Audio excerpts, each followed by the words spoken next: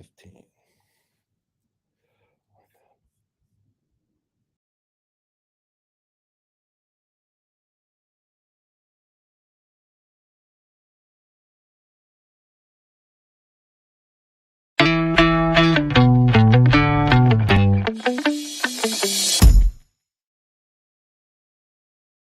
July 10th, 2022, and this is DC Signal to Noise. Since we last talked, downer, big time downer here. Former Japanese Prime Minister Abe has been assassinated.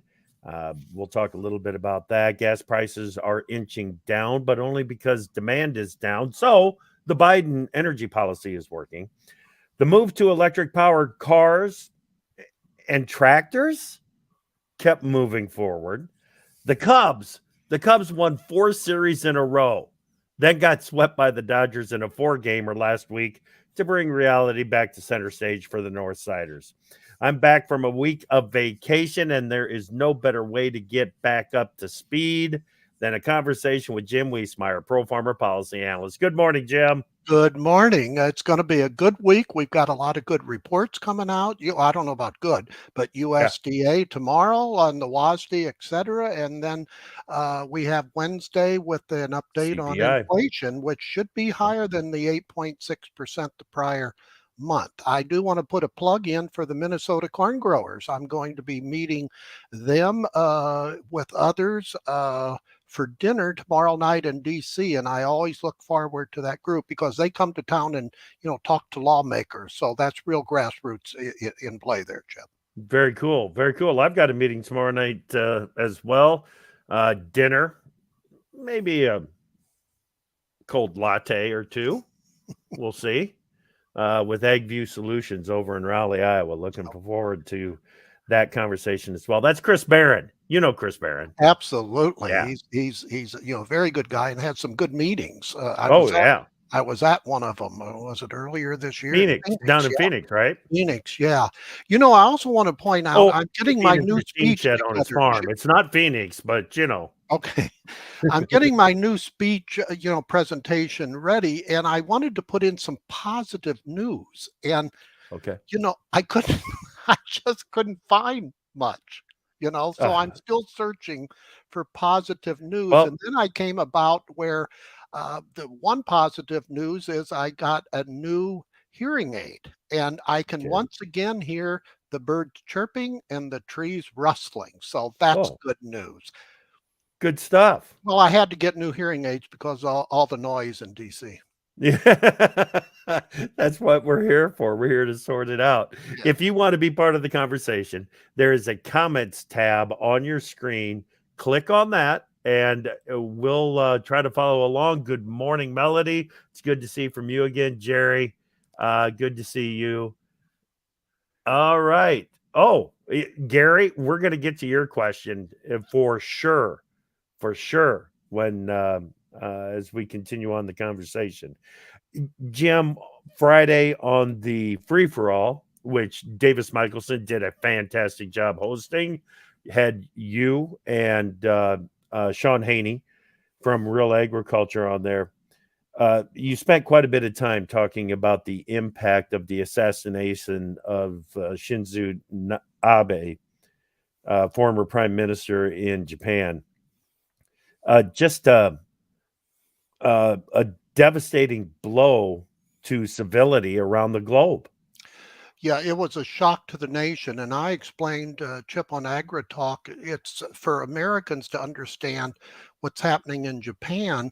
It's the shock that our nation felt when President Kennedy was assassinated. It's the same thing. It was just not expected the first time for our generations. And over the weekend, Sunday, they had their elections, and his Conservative Party really got a mandate, not only in Parliament, but, both houses. So, and I like to point out that Abe resurrected the Trans-Pacific Partnership. They renamed CPTPP after Trump wanted to do away with it. So and that is one of his many accomplishments. Yeah, that was interesting. It was interesting to hear your description of how that all came about, Jim. That it was a presentation by Abe himself to President Trump that showed the importance and the value of that relationship, that trade relationship, as it stood between the U.S. and Japan. That really reinforced that that relationship, not only between Japan and the U.S., but Abe and Trump. Yes, absolutely. And it showed the personalities of the two and the give and take. Once you have a friendship involved, it's easier to give and take. And Mhm. I think we saw that. Absolutely. Okay. Let's talk about approval ratings, Jim, because I think this is here we are. We're into the second half of the year in an election year, so approval ratings matter, Oh, and they absolutely. matter more and more all the time. 33%. 33%, and some polls are suggesting as low as 30%. New York Post, the new one this morning, is 30% approve of Biden's job performance. And when you look at the competitive, there's only about 35 competitive districts in the House, Chip. And when you look at his approval ratings in those districts, while Oh, not as low as you just mentioned, they're below water.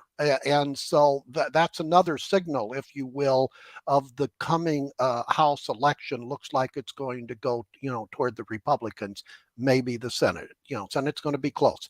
That's one of the many things. Now, the recent controversial Supreme Court decisions, not only on abortion, but on environmental matters, probably will give some Democrats in certain areas a boost. mhm. Whether or not that means a lot more people will come out remains to be seen. Right, right. So there we are at 33% approval, 57% disapproval rating on Joe Biden. And the New York Times poll shows that almost two-thirds of Democrats want somebody other than Biden to run in 2024. Yes, but their poll also showed that in a direct Biden Trump reelection battle, which Yeah, probably won't happen, Biden still won by a few percentage yep, points. Go figure. yeah, yeah, absolutely.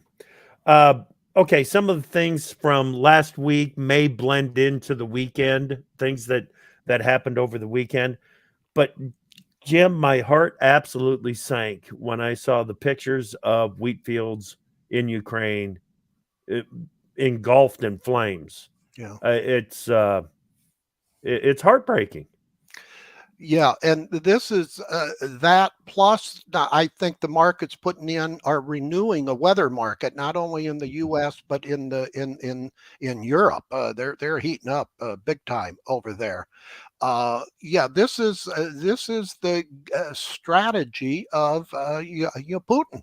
Yeah, He's done it in other countries, Syria, etc. So we're seeing he will not stop until he gets what he wants. And where before you saw, I can see that a number of countries beginning to change. Remember, not too long ago, there was upbeat that Ukraine could win this war.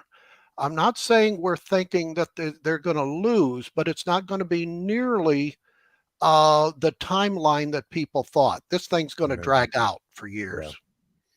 yeah, and it and the U.S. is spending a huge amount of money uh, in support of Ukraine. Russia continues to move more aggressively in I believe in eastern Ukraine, where they do seem to have some sort of a stronghold there. But we are sending another $400 million in weapons to Ukraine to help in the defense. So in the meantime, we've got the World Food Program says that what is happening in Ukraine is going to push another almost 50 million people into food insecurity, threat of starvation. Yeah, This is not only as a result of Putin and the war there, but it's a result of inflation and other matters, Chip. And this bridges into a question that Gary, our viewer, had. Show me your friends, and I'll show you your future. Was his line? Right. Sri Lanka. Is that our future if we continue on this green revolution? He says. It shows you the volatility in policy and how citizens around the world are reacting. So it's playing out in the world arena. Oh, absolutely. And it's not just Sri Lanka that is I mean Belgian farmers, Jim, are up in arms right now. Talk about cutting their fertilizer allocations, talk about cutting their land availability and turning it back to conservation, cutting their land availability by 30%. Yeah. It's the well, the Dutch are losing their minds over this. Yes. And it could be a wave around the world. I'm not going to deny that. We're seeing this is the split that we're seeing in more than a few countries now, where their longer term strategy is to go more for green, but Mhm. again they want to go to it like overnight, and we've Yeah, seen that was the failure of the Biden's energy policy. He should have left probably a decade to get there, but he didn't. yeah. Jim, I was all geared up and ready to call into Agri Talk on Friday morning for the free for all, talking about this because Brian Deese, the week before, had made mention of the liberal world order and that high gas prices are something that we're just going to have to live with because it's part of the agenda of the liberal world order, and it's part of the process in getting us off of fossil fuels and over to electric. It's a means to an end. Yeah. Yeah. Okay. So you started your morning update real quick on Ukraine because Jerry had a comment. Yes, the USA is sending a lot of money for Ukraine, but is Ukraine actually getting everything that we are sending them? I don't know. No, there should be a tally, but that's later. Yeah, the accounting side of war is always ugly. Atrocious. Yes. Yeah. And Yeah, and incomplete. I don't think there's any question about that because there's payoffs happening. You know that there is, and trying to figure out exactly where all that money is going, if it's getting to the right hands or not, is really difficult. Ukraine didn't have a good track record going into this. No, No. no, not at all, not at all. Shoot, now I forgot where I was going to when I The decided that I was. the EVs. Oh yeah, okay, yeah. You led this morning in your update, and you called it a tipping point Yes. that U.S. car sales reached 5% EVs. Explain it. Well, when other countries, and there have been, I think, 18 other countries, when they have reached that 5% of their car sales, new car sales being electric, it usually takes off from that juncture, Chip. And so we're going to see. Bloomberg had a real good story on this, and that caught my eye. I thought I like to see trend type and potential mega change, stories, and I think that this is it. Now I know you're quick to point out we don't have the infrastructure for it, but I I do was think just typing. Did Bloomberg explain where we're going to get the energy they for really all did. these? Well, I have to read more of it, but. Uh, what is the point that we can go to while we're building that infrastructure? I would surmise, Chip, maybe we can get into that 20% area with the existing facilities that we have. Yeah. Remains to be seen. And I'm seeing more and more cars charging at the supermarket I go to, Harris Teeter. How do So they pay for that? I'm going to interview a couple of people who are there, because what they do, they drive up. Well, if they're Teslas, I don't think they have to pay anything, but other cars do. I've seen a number of them leave the car, charging, and then they go shopping, so, and by the time they come back, they probably have a quick charge. Not bad. Yeah, especially if it's for free. Yes. Do those cars pay taxes on road taxes to keep up the roads? They will eventually, but I don't think they do. But not now? No, That's not part of the plan yet? no, Huh. no. It's called an incentive. Okay. This whole thing just blows me away. Well, that's going to be part maybe of EPA's reset of the RFS as they bring the EVs into the equation. The Supreme Court has told us that agencies cannot make rules and regulations. But you have to look at I have to reread, and that's another question for the biofuel proponents that you have on AgriTalk.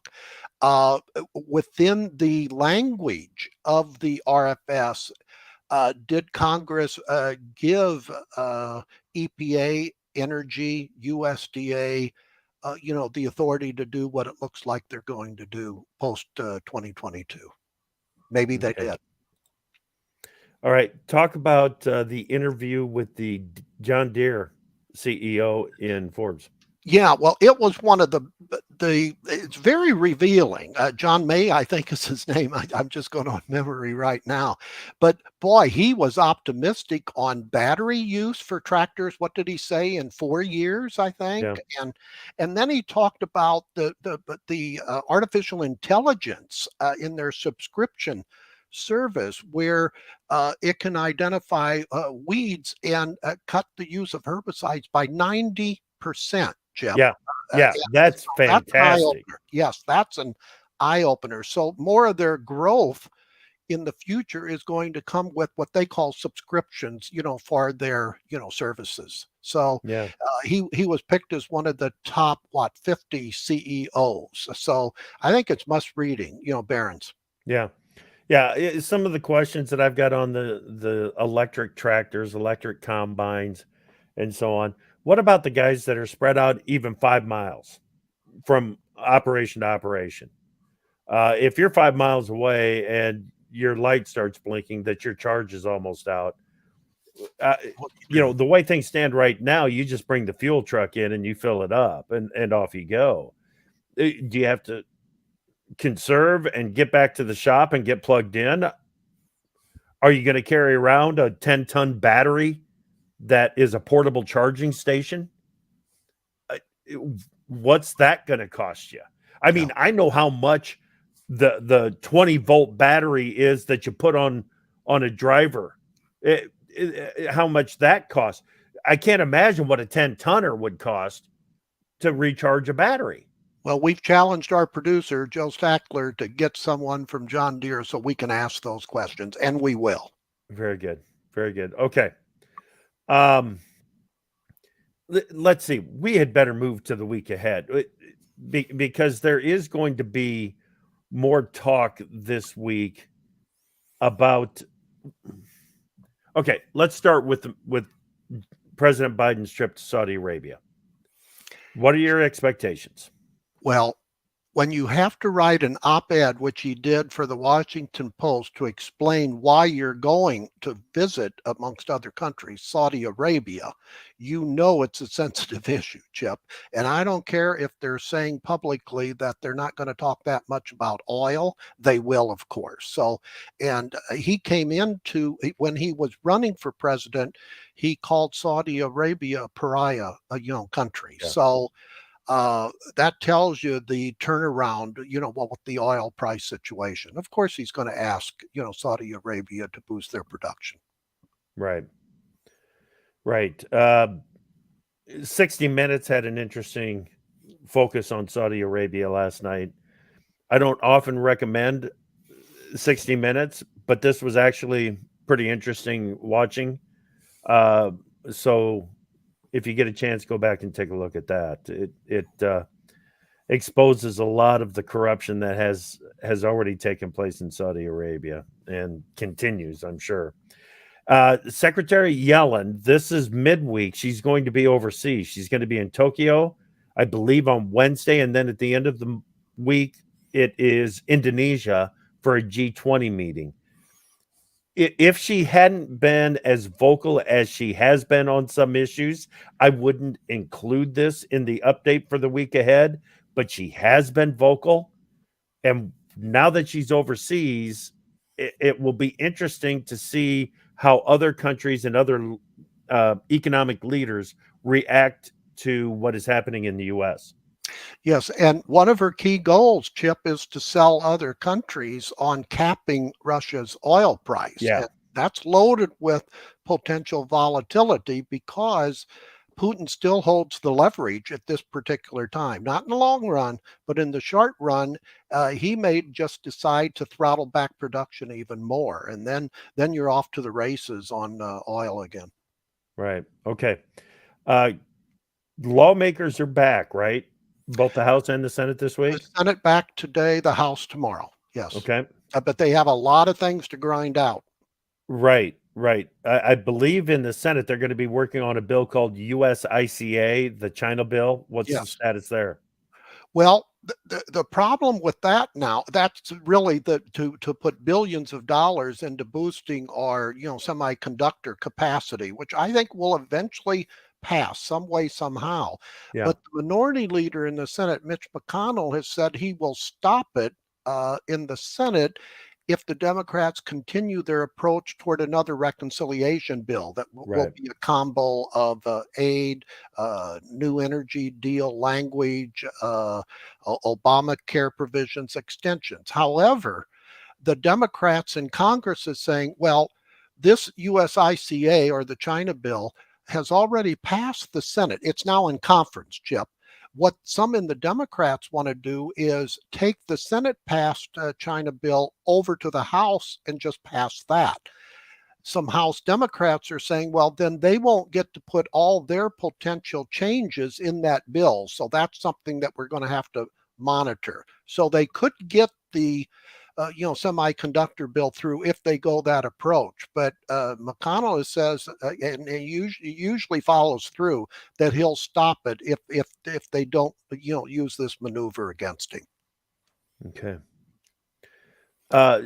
Staying on the reconciliation bill here for just a moment, Jim, because there are some prescription. You mentioned the extension of some of the Obamacare Yes, that's set to expire January 1. It January. goes it goes back to COVID aid, right? Yes, and big time. It's some more Yeah, than a few people would see their bills go up as far as health care. So I just think this is near the top of the list that Biden and other Democrats want to to get cleared now. And this is why the number one bill I'm monitoring, Chip, is the reconciliation bill. The majority of people and analysts are saying they still don't see this going through, which gives me a little more that'll probably happen. yeah, Because of the Obamacare provisions, the Green New Deal language that yeah, includes right away. We don't have the final language on energy. It at least temporarily it includes those incentives for sustainable aviation fuel, and that's yeah. big time for the years ahead for soybeans Right. as we crush for oil in the future. Absolutely. There's another reason to view 60 Minutes from last night. They had a special on the supersonic jet travel and trying to get rid of the boom. Can you believe that? Trying Hmm, to get rid of the sonic boom yeah. in travel so that you can commute from LA to New York if that's what you would like to do. Um, it's an interesting concept, but sustainable aviation fuel is a big part of the future in that supersonic air travel. So it's really interesting. Again, over the weekend, I watch, these are the types of programs I watch over the weekend. Barron's Roundtable, Yeah, and they had a big segment on soybeans, yeah, on the crushing side, on the oil, and they mentioned the uh, uh, big increase in capacity that I know you've discussed on yeah, AgriTalk many times. And this is building in, he said, to a big growth for certain companies in the soybean processing area. They mentioned a couple firms. And as far as I can tell, they got more things right in that segment than they got wrong, Yeah. which is a win anytime that Yes, it gets outside the ag media. I agree. I agree. Yeah, good stuff. It really was good stuff. Okay, any tax issues in that reconciliation bill that we need to be aware of? Well, there's some taxes, and they have to. There's two people that they have to sign off on those, and that would be the centrist senator Joe Manchin from West Virginia, and the Arizona, Senator Kirsten. Uh, Yep, cinema. Kirsten Cinema. I don't think the final language has been written, but there will be tax increases. Now they'll want to target it to the so-called rich and other things. They got to be very careful on that because, as you well know, this is not the right time to be increasing taxes on anyone. Going into Right, what looks to be a recession or a growth recession at the best. right. Okay, anything from last week or over the weekend that we've missed? Well, our back page of Pro Farmer highlighted the decision coming. The first major trade policy decision is lowering some of these U.S. tariffs on China. Yes. Yeah. And we worried a little bit that there may have been an announcement Friday after we went to press, but I told Brian Grady, the editor of Pro Farmer, they don't move that quick, Brian. And now over the weekend we had the Commerce Secretary saying that they briefed the president, that a decision will be made soon. And Biden said on Sunday that a decision has still not been made. And he's going to be traveling, this week. So I think they're going to chew on that a little bit. But it looks like they're only probably going to reduce the tariffs by $10 billion, Chip, of the over Right. 300 billion. So It uh, may make some consumer goods more affordable. for education, supplies, Yep. etc. But even the Commerce Secretary, admitted that it won't mean much to on the inflation front. Exactly. Exactly. Let's wrap up some of the comments here before we get to the close here from Starro. And Sri Lanka's starving population is being completely ignored. I, I don't, is that fair to say that it's being completely ignored, Jim? Well, by Be- many in the press in the U.S., but you go internationally. You look yeah. at the Financial Times of London. Yep. It's a big story around the world, and that's the feature of U.S. writers. They'll tend to be very insular. But when you read the international press, it's out there. It's out Oh, there. The absolutely. Economist, the Financial Times newspaper, etc. And they showed the pictures of the demonstrators in the president's swimming pool over the weekend. Kind of an odd pool party, but it's big time, and that can spread, as we indicated earlier in Gary's question, that Yeah. we're into so many critical areas around the world, not just in the U.S. That the book is being written. It's Yeah. just being written. Exactly. Exactly. Melody says maybe we're going to see electric tanks and armed personnel carriers, which is true. Especially on the personnel carriers, as I understand it, it is not for combat vehicles, but the goal is to get the military's vehicle fleet over to electric ASAP. Yes, yes. I You're hope they've got I hope they've got an electric vehicle truck that's big enough to pull the diesel generator that's going to be needed to produce the energy for the electric out, out in the field. I'm just saying. I hope I live to see the day where you buy your first EV. Oh, I'm going to at some point. I know I will. Yeah. I know I will. You just Well, want to at have least the I hope I infrastructure live that backed up. long. Yeah. Huh? You want to have the infrastructure back up. Oh, backup. Infrastructure backup. I want to have the infrastructure in place. How about Germany saying, "Hey, you know what? Natural gas is a green energy now." Yes. Well, if that's the approach that we're going to take here, and we're going to put up a bunch of natty gas electric plants, now we've at least got a plan. Yes, Right. As especially things for the stand right U.S. now, there is no plan to do this. Yes. You also saw a pickup last week, Chip, of the complaints that we're exporting our natural gas. And then there was evidence of some of the strategic petroleum reserve Yep. oil going to China. Yep. You Hey, just can't make this stuff up. the only way that you can get rid of a reliance on fossil fuels and crude oil is to get rid of the crude oil. Yeah. That's what's going on there. I just now, hey, Deanne is wondering about Biden's tariff talk again. Highlight that again. What's the status on that? Well, it's pending a review by the final decision by President Biden. It's analysis by paralysis or vice versa. You know, they keep studying it. But to me, it looks like they will announce a decrease in the tariffs, but it's not going to be near the level that some proponents want. He's going to protect his labor unions in the steel tariffs, Jeff. Right, right. All right, Jim, we are out of time. I feel like I'm back up to date and ready to go and hit the week running, buddy. Thank you. Here we go. Here we go. And in the week ahead, don't forget, we got the supply and demand reports coming on Tuesday. And then that CPI that you mentioned very early on in the conversation, Jim, that comes on Wednesday.